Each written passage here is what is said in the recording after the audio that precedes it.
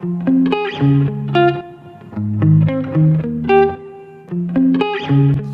നമ്മൾ ഇന്ന് ഉണ്ടാക്കാൻ പോകുന്നത് ഒരു റിഫ്രഷിംഗ് മൊജിറ്റോ ആണ്. നല്ല എളുപ്പത്തിൽ വെറും കുറച്ച് ഇൻഗ്രീഡിയൻസ് ആണ് ഉണ്ടാക്കുന്നത്.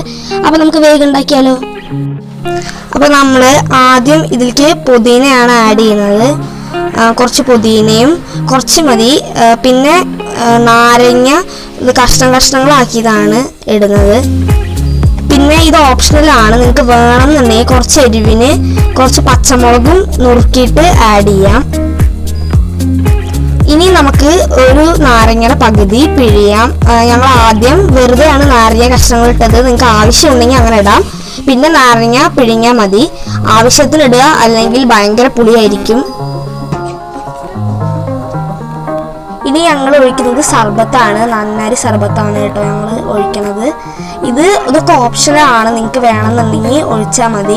കുറച്ച് മധുരമൊക്കെ തരും. നമ്മൾ പഞ്ചസാര ആഡ് ചെയ്യുന്നതിന് പകരം ആയിട്ട് ആഡ് ചെയ്യാനാണ്. പിന്നെ നല്ല കളറും വരും. ഫുഡ് കളർ ആഡ് ചെയ്യാത്തവർക്ക് ഇത് ആഡ് ചെയ്യാം.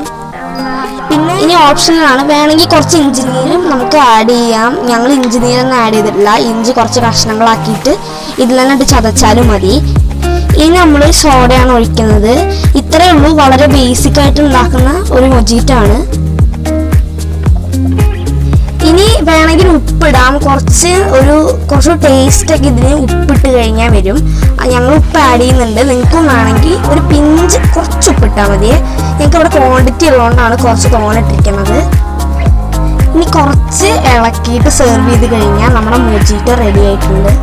ഞങ്ങളുടെ അടുത്ത് ഇവിടെ ഓൾറെഡി ഒരു മൊജിറ്റോ കപ്പ് ഉണ്ടായിരുന്നു, അതുകൊണ്ടാണ് ഇത് വെച്ചിട്ടുള്ളത്. അപ്പോൾ ഈ വെയിലത്തും ചൂടിനൊക്കെ ഒരു നല്ല മൊജിറ്റോ ഇവിടെ റെഡി ആയിട്ടുണ്ട്. നിങ്ങൾക്ക് ഇഷ്ടമായെന്ന് വിചാരിക്കുന്നു. ഇഷ്ടമായെങ്കിൽ എല്ലാവരും ഷെയറും ലൈക്കും കമൻറ്റും ഒക്കെ ചെയ്യണം. എല്ലാവരും ട്രൈ ചെയ്ത് കൊടുക്കുക. കുട്ടികൾക്കൊക്കെ നല്ല ഇഷ്ടമാവും. നല്ല വെയിലത്ത് ഇതൊക്കെ നല്ല ടേസ്റ്റുള്ള സാധനങ്ങളാണ്. അപ്പോൾ നിങ്ങളൊന്ന് ട്രൈ ചെയ്യുക. വളരെ ബേസിക് ആയിട്ട് വെറും കുറച്ച് ഇൻഗ്രീഡിയൻസ് കൊണ്ട് ഉണ്ടാക്കുന്നതാണ്. ഇനി നമ്മൾ പുതിയ ഐറ്റംസ് ഒക്കെ ഉണ്ടാക്കുന്നതായിരിക്കും. അപ്പോൾ ഈ ചാനലിൽ നിങ്ങൾ സപ്പോർട്ട് ചെയ്യണം. നമ്മുടെ ഈ ഫാമിലിയിൽ നിങ്ങൾ വളർത്തിയെടുക്കുകയും ചെയ്യണം. So thank you.